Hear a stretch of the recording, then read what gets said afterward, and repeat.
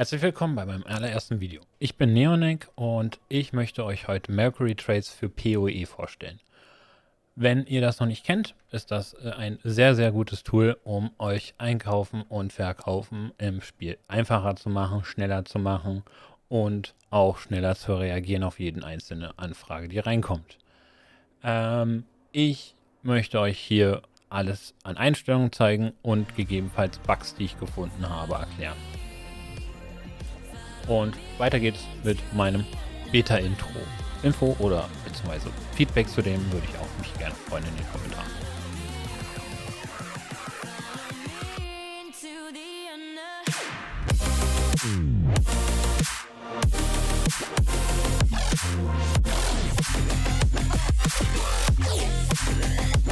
Nach der Installation werdet ihr begrüßt mit diesen drei Fenstern.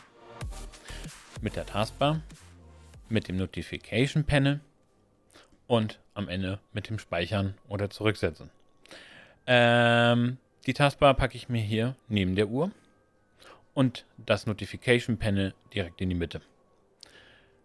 Zum Beispiel das mit den Pfeilen nach oben oder nach unten komme ich später dazu. Wenn ihr fertig seid, drückt ihr bitte auf Lock.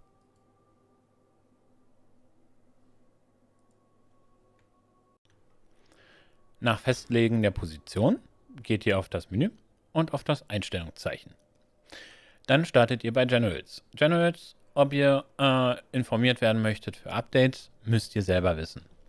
Danach kommt die Transparenz. Transparenz, wie schnell? Ihr könnt den Regler nach links oder nach rechts machen. Rechts langsam, links schnell. Dann Minimal-Transparenz und Maximal-Transparenz. Wie viel es ausfaden soll, wenn ihr es nicht benutzt und wie viel es einfaden soll, wenn ihr es benutzt.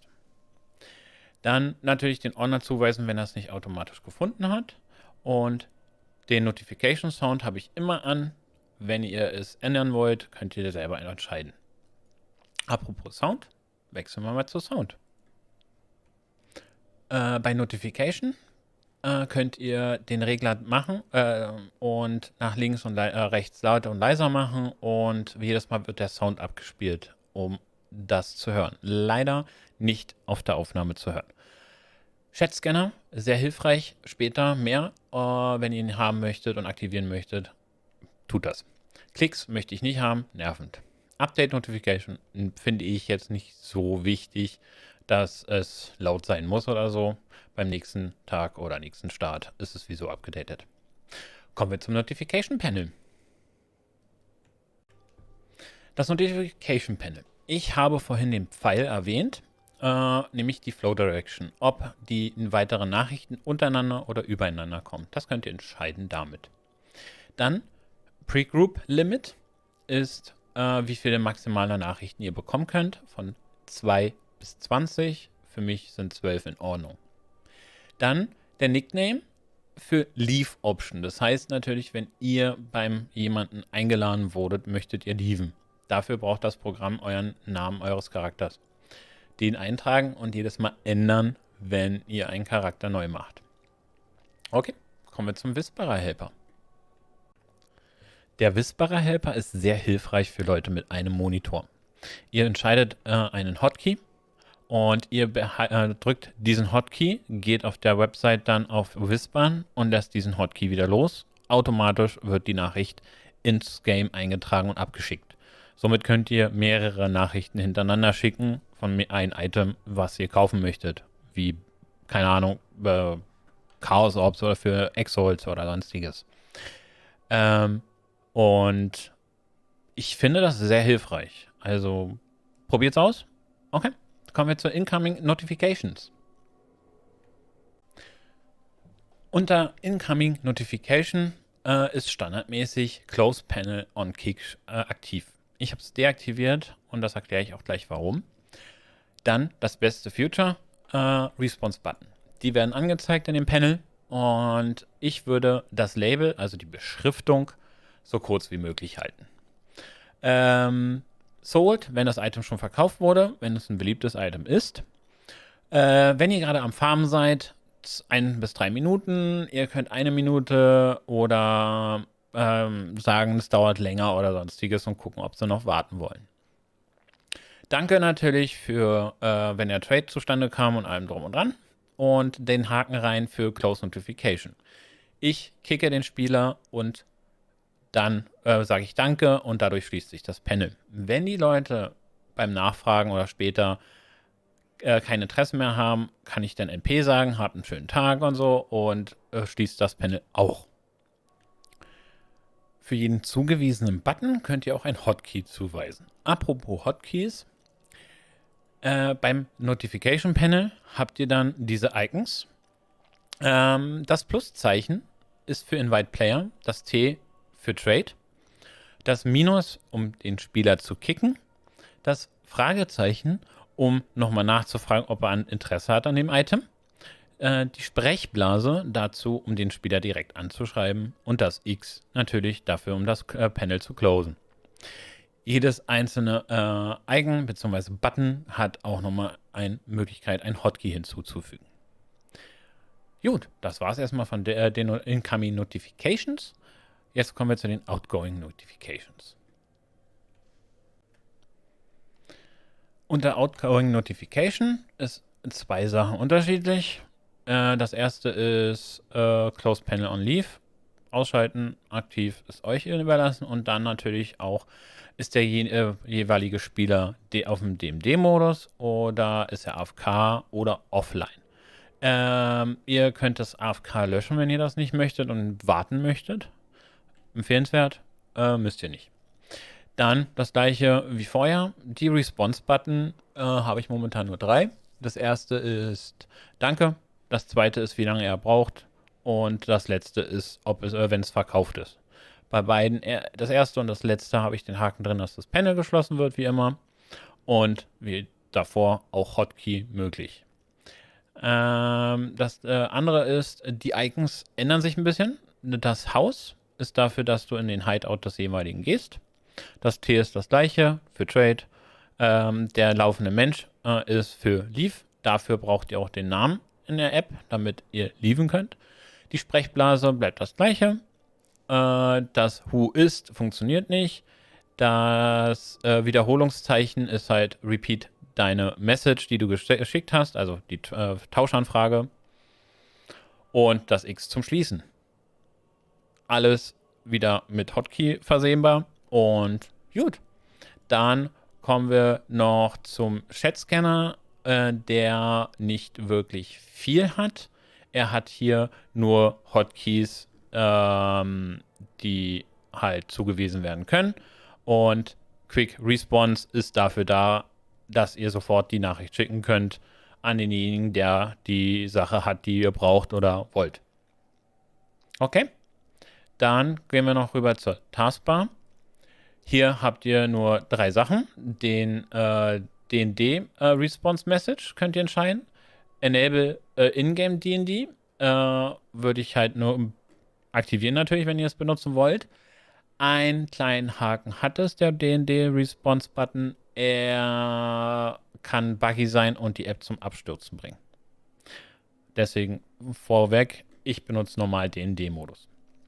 Okay, das Haus ist für euer Hideout. Könnt eine Taste festsetzen und dann drückt ihr die, dann geht ihr in euer Hideout. Und das Fragezeichen ist wichtig. Setzt euch eine beliebige Taste. Ich benutze das Komma auf meinem Numlock. Das ist für das Syndikat, da komme ich gleich dazu. Okay, dann kommen wir jetzt zum Hauptmenü, mit dem ihr die ganze Zeit arbeiten werdet. Kommen wir zum Hauptmenü. Das Haus erklärt sich von selbst, Hideout oder wie gesagt mit der Taste, die man bestimmt. Der Overseer, den würde ich gleich erklären. Der Chat-Scanner, den wir schon ein bisschen eingestellt haben, beziehungsweise darüber gesprochen haben. Was macht der? Wozu ist er da? Er scannt für euch den Chat. Ihr müsst natürlich Global und Trade aktiv haben dafür und ihr müsst ihn starten. Ihr könnt bestimmte Begriffe eintragen, um euch dies dann raussuchen zu lassen von dem Scanner. Mit einem Ausrufezeichen vor dem Wort wird das ignoriert. Und was ihr machen könnt oder beziehungsweise am besten benutzen könnt, ist für Challenges. Anders als Trials vorher war es okay, aber jetzt durch die Änderungen ein Ultimatum, dass man die Steine in den Map-Device schmeißen kann. ist es, glaube ich, dann nicht mehr nötig, da jetzt Trials zu suchen. Und sonst kann man halt über Bosskiller suchen oder sonstiges. Das geht auch noch. Also hilfreich. Ihr könnt noch die Message, wie gesagt, die Response Message noch ändern. Und good to go. Gut. Benutzt natürlich auch Abkürzungen für eure Challenges oder die Sachen, die ihr sucht, wie Bosskiller oder sonstiges. Für was ihr nichts könnt, sind Schreibfehler, die die jeweiligen machen. Aber sonst ist das ein sehr hilfreiches Tool. Gehen wir weiter im Menü. Wie schon erwähnt, der DND-Button funktioniert nicht, benutzt ihn einfach nicht. Dann kommen wir zum Fragezeichen. Das habe ich vorhin euch schon erklärt. Solltet ihr ein Hotkey zuweisen und das ist dafür da, um euch das Syndikat anzuzeigen. Und das hilft euch dafür, dann schnelle Entscheidungen zu treffen für den jeweiligen Syndikatsmitglied. Dann gehen wir weiter. Das ist die Historie. Damit könnt ihr nachgucken, was schon passiert ist über den Tag und könnt auch die Nachricht wieder herstellen mit dem Wiederholungszeichen, was ihr schon gesehen habt. Dann kommen wir zum Item Grid. Item Grid hilft euch, das hier richtig anzeigen zu lassen, dass es übereinander stimmt und macht dann einmal hier Speichern und das war's schon. Und noch eine Kleinigkeit. Ihr habt hier oben den Haken. Das wird meistens automatisch ausgewählt für das Quad-Tab. Und dann wieder speichern. Dann gehen wir weiter. Die Pin-Nadel ist dafür da, um das Panel wieder anzulocken und dann eine neue Position zu finden, wenn ihr damit nicht zufrieden wart. Dann kommen wir zum Scaling. Das Notification Panel, kommen wir gleich noch dazu, habe ich groß gelassen. Task Panel ist auf 90 und Item Cell Panel ist auch auf 90. Gut, ihr könnt jederzeit auf das Item klicken, bevor ihr den jeweiligen einlädt, um euch das Item anzeigen zu lassen, um es rauszusuchen, beziehungsweise zu Preischecken nochmal, wenn ihr zu viele Anfragen zum Beispiel bekommt. Dann habt ihr hier den Preis, den er euch bietet und hier, wie lange her ist, wann die Anfrage kam. Und hier das andere für eure Anfragen. Item, Preis, Zeit, Icons, wie vorhin schon erwähnt. Dann hier oben auf Speichern drücken und dann sind wir schon fast durch. Wir haben da noch das Einstellungszeichen und das Beendenzeichen. Dann kommen wir, wie schon erwähnt, zum Overseer.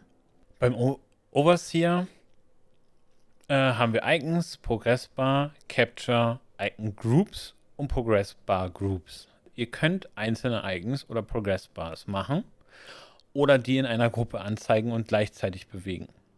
Wir machen mal ein Icon, den Namen geben. Ihr könnt den jeweils jederzeit bewegen.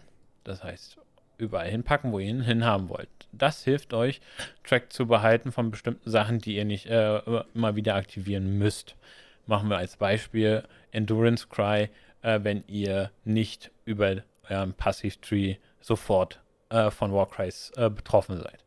Dann könnt ihr noch ein Icon hinzufügen und den Hotkey. Der Hotkey hilft euch natürlich am besten den zu benutzen, den ihr auch in-game benutzt, damit es gleichzeitig startet und halt immer parat ist. Ihr könnt dann das gleiche auch als Progress-Bar anzeigen, wenn ihr euch das lieber ist. WoW-Style, sage ich mal.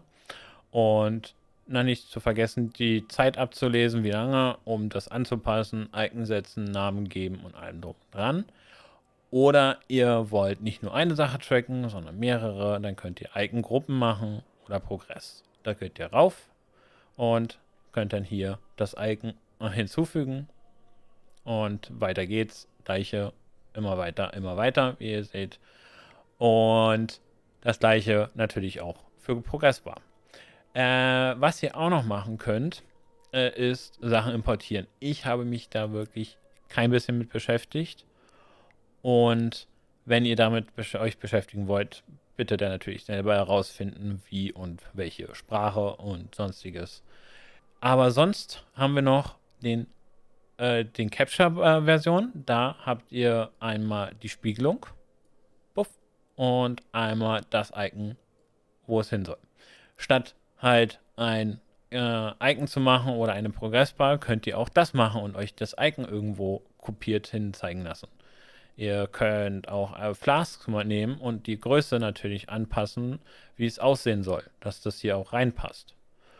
Und das ist wiederum eine sehr hilfreiche Sache. Und da das halt eine reine Capture-Sache ist, wie normales Aufnehmen deines Bildschirms, ist das auch nicht verboten. Okay, dann war's das. Da sind wir auch schon am Ende mit dem Video. Jetzt kommen noch die paar kleinen Bugs, die ich entdeckt habe. Zwar sind das nicht viele. Zum Beispiel, dass ihr das hier offen bleibt und nicht weggeht. Einfach mit der Maus rübergehen, dann ist es weg. Das gleiche gilt auch für die Informationen, die ihr seht an eurer Maus. Die bleiben auch gerne dran hängen und einfach mit der Maus hier rübergehen, dann geht es weg. Sollte die App, wie gesagt, manchmal bestimmte Namen nicht registrieren und euch ein Tauschfenster anbieten, liegt es nicht an der App selbst, sondern aus der Region, wo der jeweilige Spieler kommt. Weil nicht jedes Land erlaubt Log-Führung. Und deswegen wird das dann nicht in eurem Log sein, was wiederum dieses Programm scannt. Und jo, das war's. Ich wünsche euch viel Spaß bei der neuen Liga und viel Spaß mit diesem Programm und Happy Trading.